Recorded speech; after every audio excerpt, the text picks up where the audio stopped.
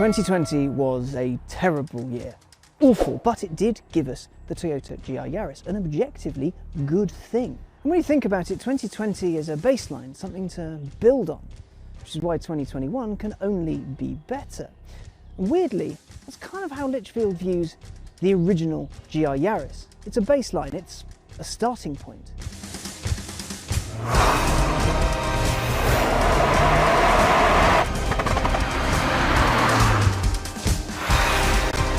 If you're into GTRs, you'll be familiar with Litchfield. Ian and his team made their name messing with them, making them faster, harder, meaner, everythinger than Nissan provided out of the gate.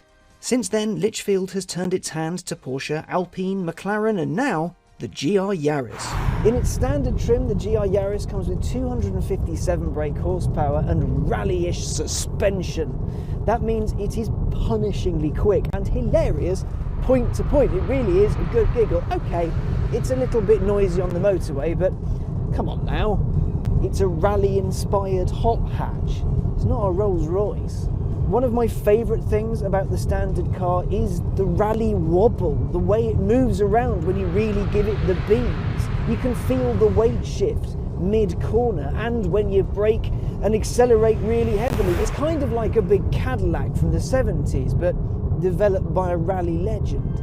As toys go, it's outstanding, but Litchfield didn't want it to be just a toy, but something to be enjoyed all the time. There were two main areas to address to make it, in Litchfield's eyes at least, bang on: power and suspension. In its standard guise, the GR Yaris is the most powerful three-cylinder production car in the world.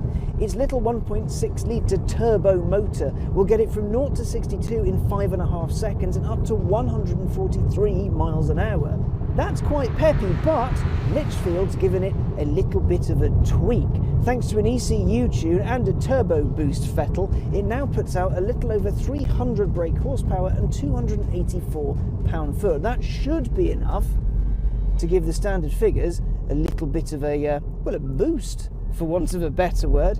If you want that extra grunt, Litchfield charges about 600 quid for it, which is pretty good value.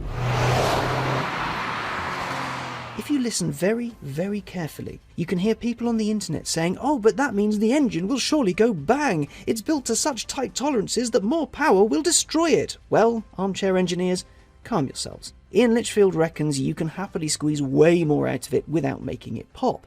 It's a motor built for rallying after all, and rally cars can hack big power. When it comes to the ride, Litchfield enjoyed the whole rally wobble thing, but figured the novelty of it would wear off pretty quickly. So job one was to lower it by 40mm. It does give it a sharper, slicker profile, I'll give him that. Then a set of two-way adjustable nitron dampers was thrown on each corner. Now, of course, they are adjustable, so you can have whatever setting Litchfield sends the car out with, or you can make it all soft and squidgy, or make it flat and hard and immobile. The idea here is to set up the car so you can best exploit its power, the chassis, and the all-wheel drive system. If you want that, though, it comes in at a slightly less affordable £3,000-ish. On top of all that, there are wheel spacers adding 20mm to the track, and the seats are on fresh mounting rails, dropping the hip point by a further 40mm. That means taller drivers can more comfortably hack around circuits with a helmet on, something that they may not have found easy in the stock car. Litchfield has form, we know that much, but this all brings an interesting conundrum to mind. The GR Yaris is excellent, as Akio Toyoda intended. So is messing with the creator's vision a good idea? And if it is, are we still left with a GR Yaris or something new? I mean, the drive modes are the same. Normal with its front power bias, track with its 50-50 front to rear split, and sport sending 70% of the grunt to the back. And it still tells you to drive carefully before it's warmed up, and the pipes still sound naughty. So, it looks like a GR Yaris, it sounds like a GR Yaris, it quacks like a GR Yaris. Is it a GR Yaris? Well, first and foremost, every time I get in one of these, every time, I suddenly remember how brilliant they are. This gear shift is absolutely incredible. It's so good. It's so short, sharp, direct. There's nothing wasted in it. You just bang, next ratio, bang, next ratio. The clutch, again, decently weighted, which is it's so engaging, it's proper. The brakes on this are awesome too, just a little bit of dab and then you instantly stop. There's all the feedback you could possibly want. So far, it's an excellent, engaging driver's car. The steering, okay, you get that all-wheel drive dullness to it, but it's as sharp as it can be. It just feels mega. But we know all that from the standard car. So what's Litchfield done to change it? Well, we know about the power. The standard car isn't lacking for grunt at all, but that little bit more, this thing flies. It's so much fun. And on this car, they've taken the resonator out of the exhaust. So, good Lord, it sounds good. When you're properly high in the rev range, you hear the car inhale. This has got the right amount of usable power.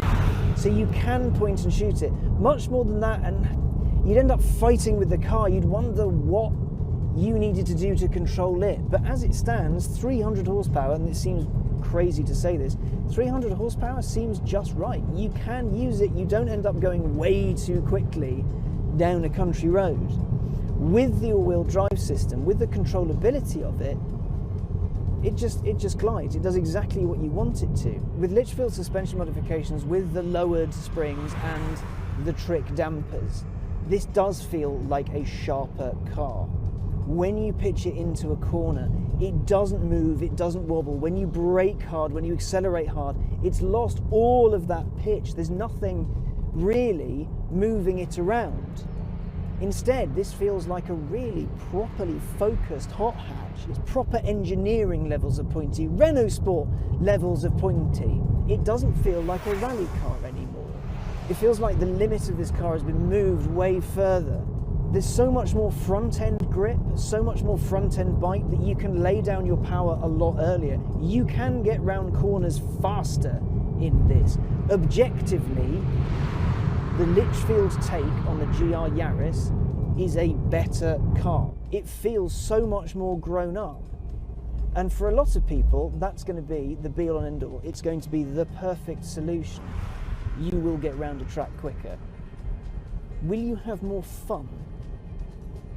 That I don't know. Personally, I prefer the playfulness, but there is a certain subset of people who will absolutely adore that this has more grip and it's angrier and it's pointier and it's shoutier.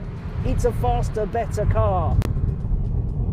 But it's not a GR Yaris anymore. But it still is, because it's got the gear shift and the brakes and the fun farty noises. It's melting my brain a little bit. This is where things get tricky. See, Litchfield's upgrades make this a better car than the vanilla one. It's sharper, more powerful, and just better at being a hot hatch. Now the power, I'm 100% behind. It's the springs, that's where I start to get a little bit huffy. You see, the reason I loved the GR Yaris so much, and the reason a lot of people do, is because of how it feels, because of that lean, because of the way it moves, the way it flows from point to point. The new suspension setup removes that core characteristic of the car. So taking that away, well, it seems a little counterproductive. Except removing it makes it better, so I've something of a dissonance. This to me feels like a sort of GR Yaris R. The Sprinter, time attack, track hack, geared less towards fun and more towards speed. If Toyota was interested in that kind of thing, it feels as though it would have built it. Where do we stand then? Good car? Excellent car, if a tiny bit out of keeping with the car it's based on. If it were me, I'd definitely go and paint it green, and then I'd be straight up to Litchfield for the power boost. But the springs, they're not really my jam. But hey, my yuck could well be your yum.